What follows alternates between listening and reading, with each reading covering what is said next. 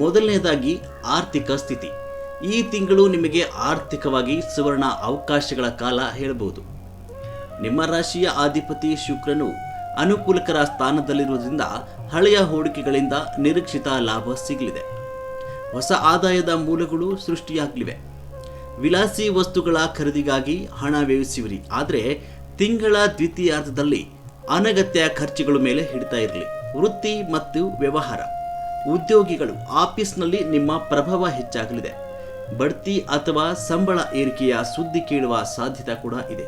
ಆದರೆ ಸಹೋದ್ಯೋಗಿಗಳೊಂದಿಗೆ ಮಾತನಾಡುವಾಗ ಸ್ವಲ್ಪ ಜಾಗೃತಿಯಾಗಿರಬೇಕು. ವ್ಯಾಪಾರಿಗಳು ಪಾಲುದಾರಿಕೆ ವ್ಯವಹಾರದಲ್ಲಿ ಲಾಭವಿರುತ್ತೆ. ಹೊಸ ಒಪ್ಪಂದಗಳಿಗೆ ಸಹಿ ಹಾಕಲು ಮೇ 15ರ ನಂತರ ಸಮಯ ಅತ್ಯಂತ ಚೆನ್ನಾಗಿರುತ್ತೆ. ಕುಟುಂಬದಲ್ಲಿ ಶುಭ ಕಾರ್ಯಗಳು ನಡೆಯುವ ಸಾಧ್ಯತೆ ಇದೆ. ಅವಿವಾಹಿತರಿಗೆ ಕಂಕಣ ಭಾಗ್ಯ ಕೂಡಿ ಬರಲಿದೆ. ಸಂಗಾತಿಯೊಂದಿಗೆ ಸಣ್ಣ ಪುಟ್ಟ ಭಿನ್ನಾಭಿಪ್ರಾಯಗಳು ಮೂಡಬಹುದು. ಆದರೆ ನಿಮ್ಮ ತಾಳ್ಮೆಯು ಅದನ್ನು ಬಗೆಹರಿಸುತ್ತೆ. ಮಕ್ಕಳ ಪ್ರಗತಿಯಿಂದ ಮನೆಯಲ್ಲಿ ಸಂತೋಷ ಮನೆ ಮಾಡಲಿದೆ. ಆರೋಗ್ಯದ ದೃಷ್ಟಿಯಿಂದ ಈ ತಿಂಗಳು ಮಿಶ್ರ ಫಲ ಇರಲಿದೆ. ಉದರ ಸಂಬಂಧಿ ಸಮಸ್ಯೆಗಳು ಅಥವಾ ಅತಿಯಾದ ಕೆಲಸದ ಒತ್ತಡದಿಂದಾಗಿ ದಣಿವು ಕಾಣಬಹುದು. ಸಮಯಕ್ಕೆ ಸರಿಯಾಗಿ ಆಹಾರ ಸೇವನೆ ಮತ್ತು ಯೋಗ ಮಾಡುವುದು ಒಳ್ಳೆಯದು. ಪ್ರತಿ ಶುಕ್ರವಾರ ಮಹಾಲಕ್ಷ್ಮಿ ದೇವಿಗೆ ಬಿಳಿ ಬಣ್ಣದ ಹೂವುಗಳನ್ನು ಅರ್ಪಿಸಿ. ಬಡವರಿಗೆ ಅಥವಾ ಸಣ್ಣ ಹೆಣ್ಣು ಮಕ್ಕಳಿಗೆ ಸಿಹಿ ತಿಂಡಿ ಹಂಚುವುದರಿಂದ ಶುಕ್ರದಶೆ ಬಲಗೊಳ್ಳುತ್ತೆ. ಮೊದಲನೇದಾಗಿ ಆರ್ಥಿಕ ಸ್ಥಿತಿ. ಈ ತಿಂಗಳು ನಿಮಗೆ ಆರ್ಥಿಕವಾಗಿ ಸುವರ್ಣ ಅವಕಾಶಗಳ ಕಾಲ ಹೇಳಬಹುದು. ನಿಮ್ಮ ರಾಶಿಯ ಅಧಿಪತಿ ಶುಕ್ರನು ಅನುಕೂಲಕರ ಸ್ಥಾನದಲ್ಲಿರುವುದರಿಂದ ಹಳೆಯ ಹೂಡಿಕೆಗಳಿಂದ ನಿರೀಕ್ಷಿತ ಲಾಭ ಸಿಗಲಿದೆ. ಹೊಸ ಆದಾಯದ ಮೂಲಗಳು ಸೃಷ್ಟಿಯಾಗಲಿವೆ.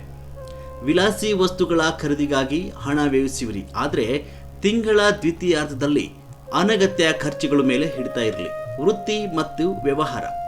ಉದ್ಯೋಗಿಗಳು ಆಫೀಸ್ನಲ್ಲಿ ನಿಮ್ಮ ಪ್ರಭಾವ ಹೆಚ್ಚಾಗಲಿದೆ. ಬಡ್ತಿ ಅಥವಾ ಸಂಬಳ ಏರಿಕೆಯ ಸುದ್ದಿ ಕೇಳುವ ಸಾಧ್ಯತೆ ಕೂಡ ಇದೆ. ಆದರೆ ಸಹೋದ್ಯೋಗಿಗಳೊಂದಿಗೆ ಮಾತನಾಡುವಾಗ ಸ್ವಲ್ಪ ಜಾಗೃತಿಯಾಗಿರಬೇಕು. ವ್ಯಾಪಾರಿಗಳು ಪಾಲುದಾರಿಕೆ ವ್ಯವಹಾರದಲ್ಲಿ ಲಾಭವಿರುತ್ತೆ.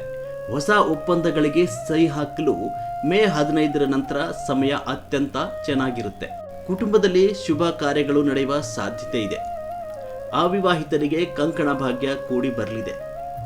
ಸಂಗಾತಿಯೊಂದಿಗೆ ಸಣ್ಣ ಪುಟ್ಟ ಭಿನ್ನಾಭಿಪ್ರಾಯಗಳು ಮೂಡಬಹುದು. ಆದರೆ ನಿಮ್ಮ ತಾಳ್ಮೆಯು ಅದನ್ನು ಬಗೆಹರಿಸುತ್ತೆ. ಮಕ್ಕಳ ಪ್ರಗತಿಯಿಂದ ಮನೆಯಲ್ಲಿ ಸಂತೋಷ ಮನೆ ಮಾಡಲಿದೆ. ಆರೋಗ್ಯದ ದೃಷ್ಟಿಯಿಂದ ಈ ತಿಂಗಳು ಮಿಶ್ರ ಫಲ ಇರಲಿದೆ. ಉದರ ಸಂಬಂಧಿ ಸಮಸ್ಯೆಗಳು ಅಥವಾ ಅತಿಯಾದ ಕೆಲಸದ ಒತ್ತಡದಿಂದಾಗಿ ದಣಿವು ಕಾಣಬಹುದು.